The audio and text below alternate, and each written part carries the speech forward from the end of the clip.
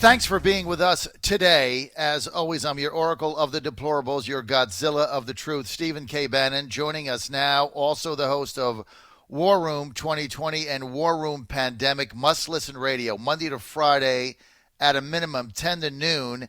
Every day he'll be on today across the John Fredericks Radio Network and also across America's Video News. And if you happen to subscribe to The Dish, he's on channel 219, 10 to noon, Monday to Friday. He's joining us now.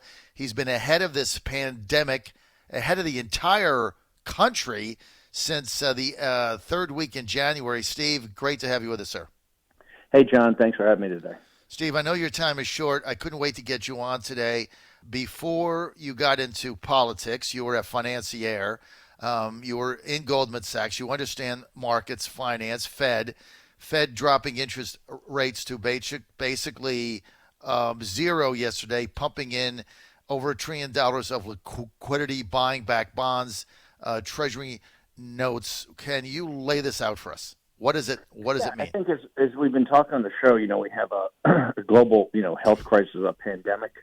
On top of that, you've got an economic crisis, which I kind of say is Main Street, and then you've got a financial crisis, which is Wall Street. And, you've got to solve for the first part of the equation first. I think the most important is to kind of get our hands around the pandemic part of it. And then you've got to deal with, I think immediately, this economic crisis that is going to affect Main Street and all the listeners to your show. And you've also got to deal with now this financial crisis that's coming on top of this as the world's economy kind of collapses. Numbers out of China last night for the first quarter, as they shut down the whole country to deal with the pandemic, shows really the Chinese economy kind of collapsed.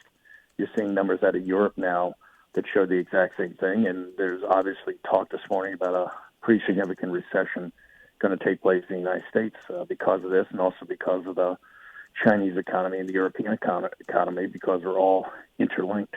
So, there was this, I think, hope that rate cuts by the Fed, which I've always kind of opposed, would be some panacea for the markets, but the exact opposite happened. They had a pretty dramatic, 100 basis point cut yesterday by the chairman of the Federal Reserve on a Sunday, which I think is unprecedented. Mm-hmm. It took our interest rates essentially to zero, which is also, I think, fairly dangerous territory. And, had the exact opposite effect in the market. The futures of the Dow Jones Industrials virtually immediately plummeted to down 5%, which they have these triggers in there, these kill switches that don't let it go beyond that. It's called a limit down, and we hit that last night as soon as the futures market opened, probably 7, 8 o'clock, 9 o'clock Eastern time, and it's been frozen all the way until it'll open up at 9:30. But the Dow Jones Industrial Average, the stocks should be pretty much, probably be down at the beginning, but all the international markets have been down because you have an underlying health crisis, and now you have a problem in the economy. And one of the things people are looking at is Italy. These numbers in Italy just continue to get worse and worse and worse. And people are afraid that France and Spain and Germany and maybe the United States, or in England, the United Kingdom, because they haven't taken dramatic action like was taken in South Korea and China, could be on the path to Italy. So that's what currently we have I think, a very tough situation. Steve, have we taken the action needed now? Well, I think it depends on what you're talking about. If you want to get ahead of this, look, as we talked on the show a lot, you have both this social distance. There's two ways to solve for this. One, you get a vaccine, or two, you have to do social distancing or some form of lockdown or quarantine until this virus basically goes to the population. And so you've got to take pretty dramatic action. You saw that in South Korea. You saw that in China. Here, we're kind of half in, half out. And I think that's going to be an issue. The problem gets to be, as it's always been, as we've talked on the show now for weeks and weeks and weeks and weeks, the issue is the hospital system. And that's particularly ICUs, ventilators, things like that. You're seeing now that that's a capacity problem. We have about 900,000 hospital beds in the country. I think approximately 100,000 ICU units. And those who use it, as anybody in the Richmond area or in your radio network can tell you, they're at 85 to 90% capacity utilization. You don't go in hospitals and see a lot of free ICU units. They're normally taken with people that are sick or have had accidents or things like that. And so with very little capacity, and that's the problem with this virus. Most from the vast majority of people, I think 85% or I'm sorry, it's like a flu. It's like a common cold. Mm-hmm. But for those people that do get sick, they get very ill, and many of those need ICU units. That's the issue you have in Italy right now, is that you have a real capacity constraint for that, for both ventilators, ICU units, and then actual medical personnel. Remember, the highest kind of casualty rates that came out of China from a profession were doctors and nurses who were treating the patients. And so you just continue to look at Italy, and it looks like it's just a horrific situation there. Where in northern Italy, which has a very sophisticated and state-of-the-art public health system, it looks like it's now on the verge of some sort of form of collapse. But Steve, didn't Italy continue to let Chinese nationals and Chinese workers come in? They have that deal with China where they come in and make their leather for cheap labor. I mean, didn't they just keep the whole thing open? But they did. But people should understand. They took, if you remember the show, look, we had, I think there's 25,000 sick, and there's they just had 400 people die last night. I think they have over 2,000 dead in Italy. I think it was 300 overnight. Or 398 overnight. Remember, Italy, it was 2.5 weeks ago. We had, or 3 weeks ago, I think it was, we had Maria Luisa Rossi Hawkins on for Mediaset from Rome. Mm-hmm. It was the first day they had 2 people sick. That's the thing you have to understand, exponentiality. This is the exponential function. These things kind of double every couple of days because the virus is so contagious. And she was on the first time with 2 people sick, and the thing kind of exploded. They took and tried to take, although they were letting Chinese nationals in, but that misses the point. The point is they went up to Lombardy and had fairly draconian steps. They tried to isolate these towns in the industrial heartland of Italy, and it didn't work. They didn't put it in tough enough. People didn't comply with it, and it spread. Now it's spread. All of Italy's under quarantine right now. Newt Gingrich has a great piece in Newsweek magazine. He's actually in Rome with his wife Callista, who's the ambassador to the Vatican, and he kind of gives a description of and kind of warns America that if you don't get ahead of this thing, and right now the numbers, and we have them up on our website, the numbers show that the United States is probably 10 days to 2 weeks behind Italy, because when this thing explodes, it explodes. Remember, one of the reasons you don't hear about that many cases here in the United States is we haven't done any testing. I think the total testing is 25,000. So it's we really haven't tested for this. We don't really know how broadly this virus is spread in the country. Now, I think we'll know that over the next couple of weeks as the Trump administration now has the test kits from various sources starting to be distributed out into the population so you can actually get tested. All right, so Steve Bannon, what should President Trump and the Trump administration be doing today that they're not doing? Well, I think he's got the team on the healthcare side with Vice President and Dr. Fauci, et cetera. I think they're coming up with various alternatives for him. You see the state governments already starting to take pretty dramatic action in shutting down things. Look, the LA Unified School District shut down. The New York City school system of over 1 million kids is shut down. You've got bars and restaurants. Las Vegas, I think, announced last night that they're shutting down. So you've got private industry, whether it's March Madness or the ACC Championship, or you've got state governments that are getting it pretty dramatically. I think the president's going to be looking at a lot of alternatives. There's, the national emergency powers gives him pretty extraordinary powers to act here. I'm sure they're looking at every different alternative, and, the president will have recommendations to him, I'm sure, this week about additional actions to take. I think he's working with the governors like Cuomo and Inslee. The two, looks like, most affected states are New York State, New York City, and the Pacific Northwest. So I'm sure they're looking at various alternatives, and it looks like they're being fairly methodical about going through those. On top of that, you've got the economic issues and the financial issues. I think that it's incumbent upon Mitch McConnell and the president to talk about a fiscal stimulus.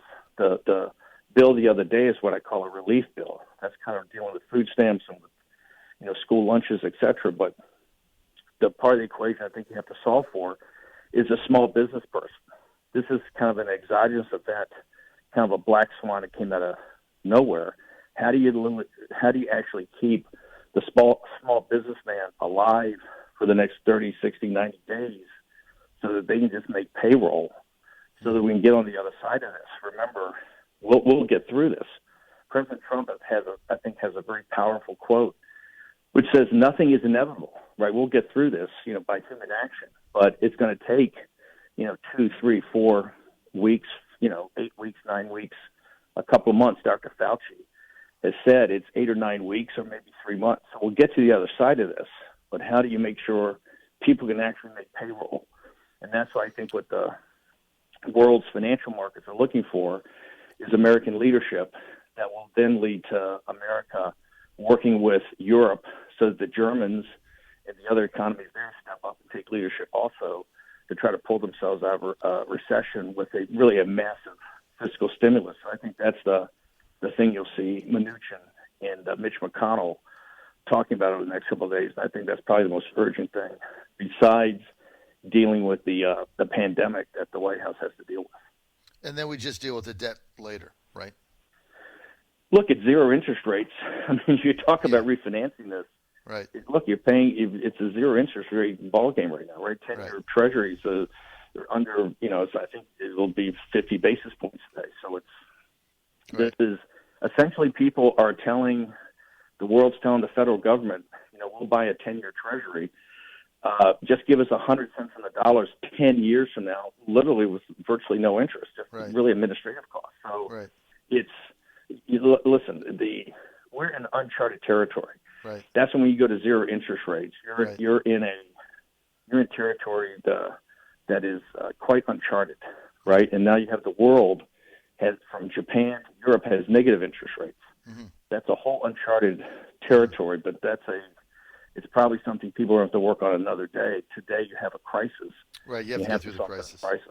Well, look, Steve, my personal history with my wife and our businesses during the 2008 crisis, there's no one that knows better than us that if you don't pump liquidity into the financial banking system, small businesses that are on the edge, all of them fail. I mean, you have to have access to cash. Well, this is the part of the Trump revolution. Remember, the reason we have the historic low unemployment of African Americans and Hispanics, the reason we have the record low unemployment across the country, the reason we have this kind of what we call the Strivers economy, where you have blue-collar workers, gaining in incomes faster than white-collar workers, non-high school graduates higher than college graduates. That's the Trump revolution, right? But that can all be wiped away because those are all the last people hired are the first to let go. That's what we're dealing with right now. How do you get through the next 30, 60, 90 days and make sure that you haven't unwound everything all the positive stuff that's happened for the economy over the last couple of years? How do you not just have it washed away because a virus hit, right? A pandemic. So you got to solve for the pandemic to clearly have as little health problems and as few casualties as possible. On top of, you got to make sure you don't have a contagion that kind of comes from China too and destroys your economy. So that's the part of the equation I think they're working on today. Your best guess, Steve, when does this end? I think you look to the healthcare. I think you look at China and you look at South Korea. If you take dramatic action, you can get through this thing in 4, 5, 6 weeks. But you got to take pretty dramatic action to kind of what they call flatten the curve. Right. If you don't take dramatic action, who knows how long it could go on for? I mean, the people in Italy that we had on the show 4 weeks ago had no earthly idea what was about to hit them. And this is the kind of thing when you talk about the exponential function, when you talk about things doubling, it's like Hemingway said about bankruptcy. It takes a while, then all happens at once, right? Right. So that's what the exponential function means, that it sneaks up in you gradually, and then it's all of a sudden bang, right? And so it's called the tipping point. That's what you have to look at these charts. We've got them up on the site, but look at Italy, look at Spain, look at the United Kingdom, look at Germany, look at France. Look at the United States. You see the trend line. Remember, right now as we speak, there are more cases and more deaths coming out of Europe as a whole than there was out of China. Mm-hmm. And China is 1.4 billion people. Mm-hmm. Europe, the EU, is essentially 350 million, 400 million people, about the same size as the United States. So right now, Europe as a whole is really a worse center for this disease than China, at least in the China's official numbers. The unofficial numbers are much, much higher because the Chinese Communist Party lies about everything. Unbelievable. Steve, I know you got to take off. Just tell me when you got to go. I got to bounce, but people should know this. So the show now from 10 to noon is going to be War and Pandemic. We're going to put 2020 on hold because obviously this is everything, and we're going to discuss politics. We're actually going to discuss Joe Biden's last night, the debate, what he said about the virus. But we think right now the country's focus is on this. We understand President Trump and the administration are not thinking about campaigning. What they're thinking about is this national and really international crisis, where he has a G7 call today that he'll head with Macron starting at 10 o'clock. So the entire show will be that. What do you expect will happen with that, Steve? I think one, it's going to be a joint effort, coordinated effort for the G7 of exactly how we get our arms around the spread of the disease. Remember, President Trump stopped the travel from Europe, and he had to. This is the same way he stopped the travel from China, because you can't bring, although the virus is here, you don't want to bring more infected people over here. One of the things you've got to do is control your borders in this situation. The second is really, and I think just as importantly right now, is a coordinated effort on fiscal policy and monetary policy. And that is the central banks working together, which is kind of exemplified overnight. But as importantly, it's kind of a joint fiscal stimulus with Europe doing theirs, the United States doing ours in some sort of coordinated fashion. The key here is the Germans. The Germans have a very robust economy. The Germans have a budget surplus. They've been quite hesitant to take the lead here since they don't think the problems in Italy are their problems, et cetera. But you have to look at how you think about this holistically. So I think the United States is going to, President Trump showing real leadership. And I think after that call today, you'll see the nations really working together to try to make sure we get this thing solved. If Trump gets through this, can he still win, Steve, in 2020? Yeah, but look, coming into this, the economy, the housing market had the best numbers since before 2008, and that was without all the financial shenanigans that went on for that market. So it was very powerful. And you had the construction, you had the jobs numbers, 273 were historic. I think people weigh and measure the president about how he goes through this crisis. And so I think it's the discussions in November, I tell people, are like, it's irrelevant. You just got to focus on getting through this, because this is going to have an impact on the country's, obviously its health. It's going to have a impact on the country's economy. It's going to have a long-term impact on the country's finances. Things we're doing here today are going to have an impact 10, 20 years from now. And so I just get through this and let November take care of itself. So paraphrase your main take. I got two main takes here. It would be very aggressive in quarantine. And the second thing is you're calling for a major fiscal stimulus for small businesses. Yeah, listen, let's go back in the history of this. When the president takes bold action, good things happen. He took bold action on January 31st and was highly criticized by Biden and others. He took bold action in stopping air traffic from China and also quarantining American citizens, which hadn't been done in 50 years. That bold action bought his time. The other bold action was Friday when he announced the national emergency, which we'd advocated for several weeks. But he took that. Look what happened to the stock market. You just feel a difference in the leadership that he stepped into this kind of wartime role. The bold actions have positive consequences. If you just let the virus play you, right, you got to play the ball. So I think it's bold.